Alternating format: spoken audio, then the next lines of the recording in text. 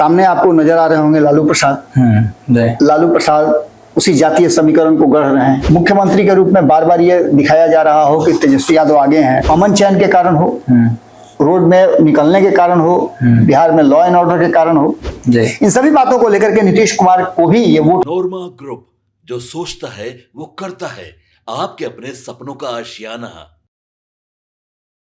नमस्कार, भारत लाइव देख रहे हैं आप और यह है हमारा खास कार्यक्रम भीतर की बात। लागल लागल झुलनिया में धाका बलम कलकत्ता चला, ये तो आप बहुत बार सुने होंगे और बहुत चर्चित भी ये डायलॉग हो चुका है। हमारे एक बहुत बड़े जो नेता है उनका ये फेमस डायलॉग है। वो हमेशा खुश रहते हैं, खुशनुमा अंदाज में ये गाते हैं। और जब ये हम बोले हैं तो आपके मन में वो नाम भी आ गया होगा कि आखिर किसकी बात चल रही है। अभी बिहार के राजनीतिक जगत में जो है अपना अपना जो गठबंधन है, जो महागठबंधन हो या एनडीए हो, दोनों अपने अपने तरफ से अपना अपना बल पूर्वक जितने भी जनता की मतलब जनता के बारे में बताते हैं और जनता को अपनी ओर आकर्षित करने का सारा काम कर रहे हैं। हाल ही में आज हो गया और आपका कल हो गया, आज तो होने ही वाला है। कल राहुल गांधी का यात्रा चला था, वोट चोर वाला यात्रा, जिसमें वोट चोरी जो हो रहा था उस पे वो अपना भाषण कर रहे थे, जिसमें लालू यादव आए और पुराने अंदाज में वो दिखे, जिसमें उन्होंने बहुत खुशनुमा अंदाज में वो डायलॉग बोला। बाबा आपने भी सुना होगा कि लागल लागल झुलनिया में धाका बलम कलकत्ता चल। आखिर ये गाने का मतलब क्या है? और हमेशा लालू यादव ये गाते हैं, ज्यादा खुश हो जाते हैं। तो देखिए, लालू प्रसाद की उम्र लगभग 75 साल से ऊपर हो गई है जी।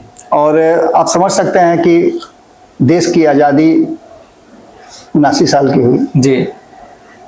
तो दोनों को अगर मिला करके देखें तो ये उस दौर की बात है जब ताजा ताजा देश आजाद हुआ था जी। लोगों को रोजी रोजगार, इस देश को बनाने में, उसको बुनने में, उसको शिल्पकारी करने में जी नेता लोग लगे हुए थे। इसी बीच में बिहार जो था, बिहार का जो रोजगार का हब था वो कलकत्ता था। अच्छा। तो कलकत्ता को लेकर के बहुत सारी बातें होती थी। कलकत्ता को लेकर, चूंकि वहां रोजगार का साधन बहुत ज्यादा था, बिहार के लोग आराम से चले जाते थे। होता क्या था कि नई नई शादी होती थी और जब पति जाता था विदेश में, या माफ कीजिएगा कलकत्ता काम करने के लिए, तो नई शादी होती थी तो लौट के जल्दी आ जाता था जी। कभी कभी ऐसा होता था कि वहां जाता था तो वहां के माहौल में खो जाता था। जैसे भिखारी ठाकुर का बहुत सारा बात आप सुनिएगा कि गैला कलकत्ता पिया पियला चापा कल के पनिया हो करिया हो गई ना, पत्नी कहती है। ये सारी चीजें लालू प्रसाद भी जानते हैं, क्योंकि पटना जब वो आए होंगे तो उस समय ये पूरा माहौल चल रहा होगा जी। इसी को लेकर लालू प्रसाद जैसा कि आपने बताया भी कि खुश रहते हैं तो ये सब बातें करते हैं। आज जो वर्तमान परिस्थिति बनी है बिहार की राजनीति में, उसमें लालू प्रसाद का सासाराम जाना, मंच पे बैठना और मंच पे बैठ करके सीधे ललकारना उस दुनिया की सबसे बड़ी पार्टी को, भारतीय जनता पार्टी को, ये बताता है कि लालू प्रसाद में अभी वो दमखम है। और लालू प्रसाद को आप इतिहास नहीं बना सकते हैं, वर्तमान भी हैं और भविष्य के लिए वो तैयारी कर रहे हैं।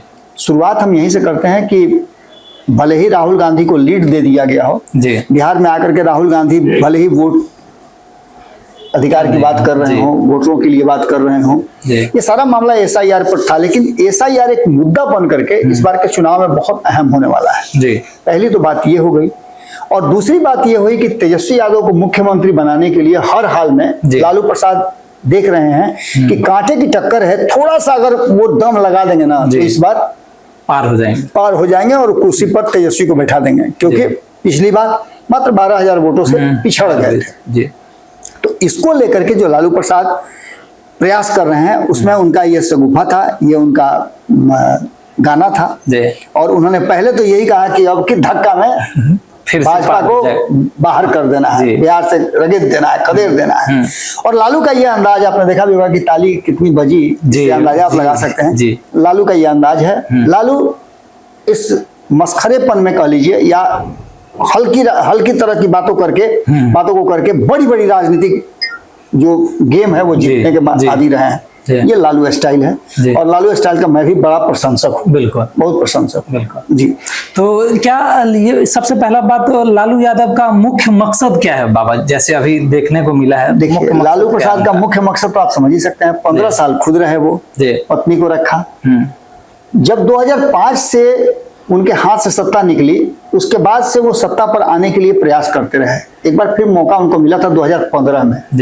5 से 15 10 साल मौका उनको मिला। बिल्कुल 5 साल, 2005, 10 और 15, यानी 10वें साल में फिर उड़ान तितिर पकड़ा गया। 3 उड़ान तितिर होता है, तीसरे बार में पकड़ा गया और पकड़ा गया तो नीतीश कुमार को मजबूर होकर के उनके दोनों बेटा को सत्ता में लाना पड़ा और अपने साथ चुनाव लड़ाना पड़ा। आपने देखा भी होगा कि वही लालू प्रसाद थे जिनको 2005 में नीतीश कुमार ने हराया था।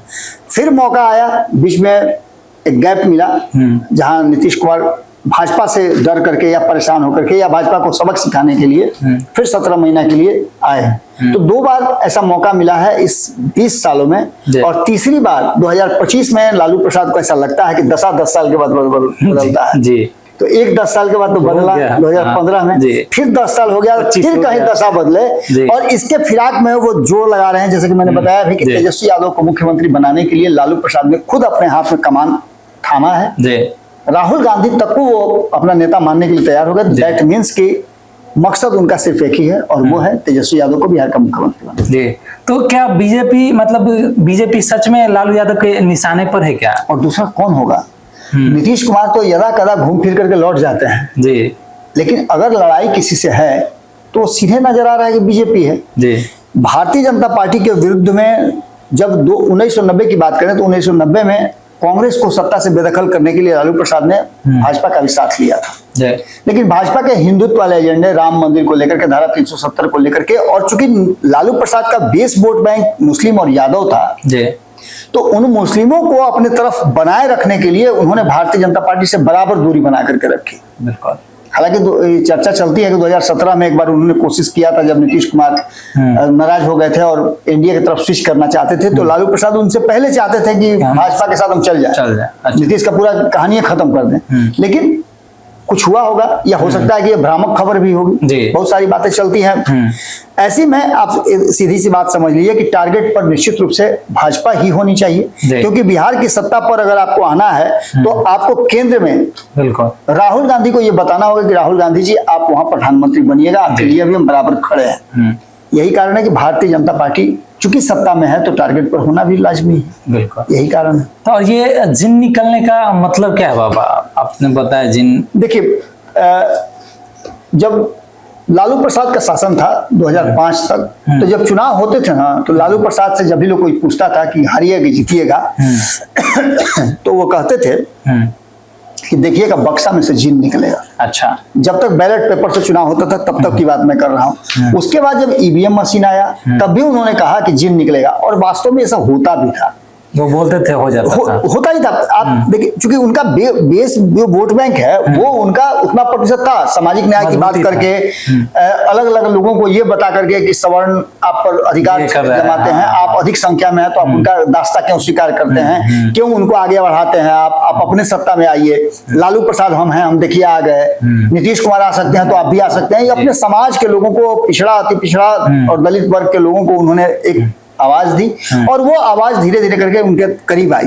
और ऐसे में ये वो जिन था जो निकलता था। लालू प्रसाद ने 15 साल जिन निकाला और नीतीश कुमार का भी जिन निकलता है। नीतीश कुमार का जिन वो साइलेंट वोटर हैं, वो महिलाएं हैं जो अलग अलग सेक्टर्स में नीतीश कुमार को पसंद करती हैं, चाहे जिस कारण शराबबंदी के कारण हो या फिर अमन चैन के कारण हो, रोड में निकलने के कारण हो, बिहार में लॉ एंड ऑर्डर के कारण हो। इन सभी बातों को लेकर के नीतीश कुमार को भी ये वोट करती हैं। 2024 में भी मैंने बताया था कि हर हाल में ये स्थितियां होंगी। 2020 में भी जब चुनाव हो रहे थे तो हमने बताया था कि भले ही तेजस्वी यादव का ग्राफ बहुत हाई है लेकिन सरकार तो नीतीश ही बनाएंगे, भले कम सीट आ जाए जो हो जाए, लेकिन जिन वहां भी निकलेगा। तो जिन का वही परस्पर था कि जो वोट बैंक आप जानते नहीं है, आपके पास पॉकेट में पैसा है, पिताजी से मांगने जाइए कितना देंगे ये तो आपको पता नहीं है जी। तो वही चीज है, ये वोट बैंक भी वही है। जो वोटर हैं वो किधर सिर्फ स्विच करेंगे उसी को जिन लालू प्रसाद कहते थे और वो उनके पक्ष में जाता भी था। 2005 से पहले तो ऐसा देखा गया है। अच्छा बाबा, ये जनता के जिस हिसाब का अभी कल देखा गया है, आपको क्या लगता है जनता का मूड किस तरफ अभी झुक रहा है? देखिए, जनता के रुझान की बात जब आप कर रहे हैं तो इसमें 2-3 चीजें बहुत महत्वपूर्ण है जी। एक तो आपने देखा होगा कि पुरानी परंपरागत राजनीति एक बार फिर से शुरू हो गई है जी। सामने आपको नजर आ रहे होंगे लालू प्रसाद। लालू प्रसाद उसी जातीय समीकरण को गढ़ रहे हैं। भाजपा जो अलग अलग एजेंडों पे काम करती थी वो भी जातीय जनगणना की बात करने लगी है, जातीय आंकड़े वो भी फिट करने लगी है। जाति के आधार पर ही आप देखिएगा कि उनके यहाँ भी अब लोग चुने जाने लगे हैं। तो एक तो जातीय समीकरण गढ़ा जाने लगा है और जातीय समीकरण गढ़ने के साथ साथ जो वर्तमान परिस्थिति बनी है उसमें कहीं ना कहीं भारतीय जनता पार्टी जो है वो अपना जनाधार बढ़ाने के लिए कई तरह की बातें कर रही है। अब जनता के मूड की बात आपने की तो जनता के मूड की बात की तो मैं पिछले कल भी मैंने कहा था आपसे कि मेरे पास वो जो सर्वे रिपोर्ट है वो मेरे पास आ गया है। भारत लाइव जो हमारी टीम है, भारत लाइव बिहार झारखंड या पंचनामा की जो हमारी टीम है वो जब सर्वे करके पूरे तौर पे आएगी तो इस सप्ताह में सोमवार मंगल तक यानी जो आज या कल, आज किसी भी समय या कल हम उस पर चर्चा करेंगे। जो सर्वे रिपोर्ट है जनता का रुझान कहाँ है, जो तस्वीरें हमारे सामने आ रही हैं वो तस्वीरें ये बता रही हैं कि एक बार फिर से भले ही ग्राफ में रुझान में जो भी आ रहा हो, जो भी सर्वे रिपोर्ट बता रहे हो, लेकिन अभी भी नीतीश कुमार पहली पसंद जरूर है। भले ही मुख्यमंत्री के रूप में बार बार ये दिखाया जा रहा हो कि तेजस्वी यादव आगे हैं, उनके पीठ पर नीतीश कुमार है और उनका पीछा कर रहे हैं प्रशांत किशोर, लेकिन फैक्ट यही है कि चुनाव में जब वोट देने लोग जाते हैं उस समय जाकर के उनका मूड चेंज हो जाता है। नीतीश कुमार को देख करके, उनके कार्यशैली को देख करके, उनके काम को देख करके लोगों का मन बदलता भी है या किसी के लिए भी बदलता है। तो ऐसे स्थिति में जो वोटर हैं उनके रुझान की बात आपने पूछी है तो अभी तक वोटर ने क्लियर नहीं किया है कि वो किसको वोट करेंगे, लेकिन जो हमारे सर्वे रिपोर्ट है वो ये बता रहे हैं कि अभी भी लोगों को इस बात की संतुष्टि है कि नीतीश कुमार को एक मौका और देना चाहिए। अब क्या होता है ये तो आने वाली बात है, क्योंकि जनता सामने से क्या कह रही है, उस समय किस तरह से रिएक्ट करेगी। अभी चुनाव में 3 महीने देरी है, 3 महीने में क्या कुछ होगा।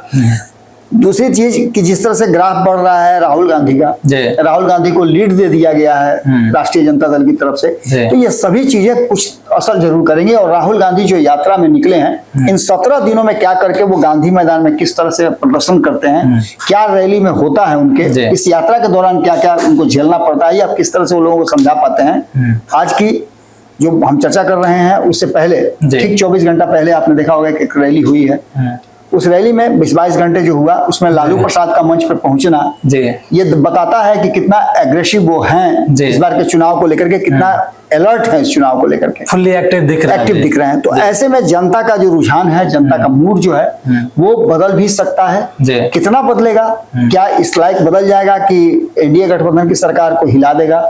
लालू प्रसाद ने तो साफ कहा है कि एक धक्का में हिला कर रख देना, उखाड़ कर फेंक देना है। और वहीं उन्होंने कहा था कि लागल लागल झुलनिया में धक्का बलमू कलकत्ता पहुंच गए, यानी कि इसके बाद जो चुनाव है वो कलकत्ता में ही है।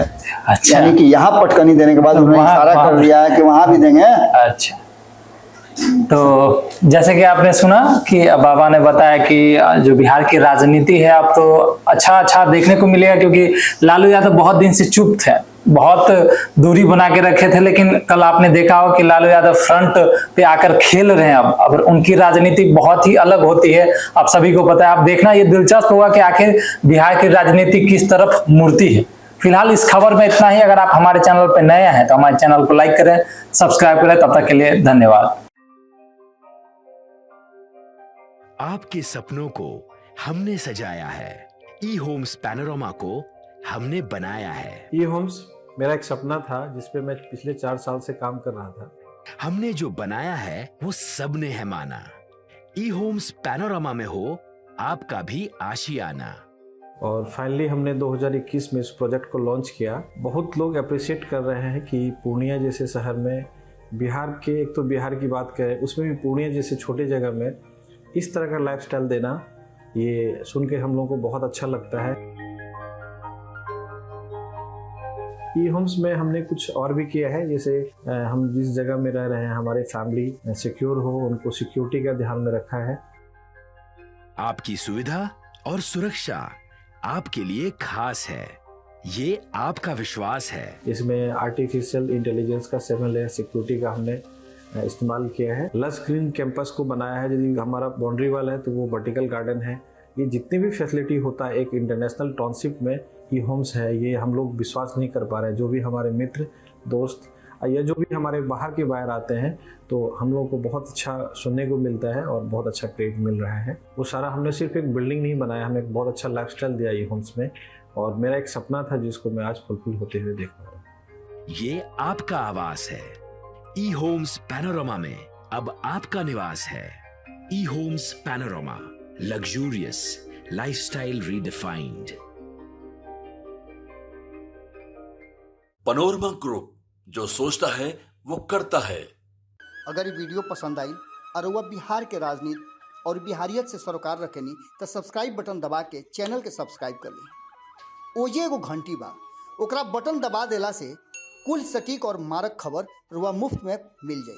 अगर रुआ पत्रकारिता के हमनी के नया प्रयोग में सहयोग कर चाहतानी तो ज्वाइन बटन दबा दी। पेटीएम नंबर नोट कर ली 9386816700।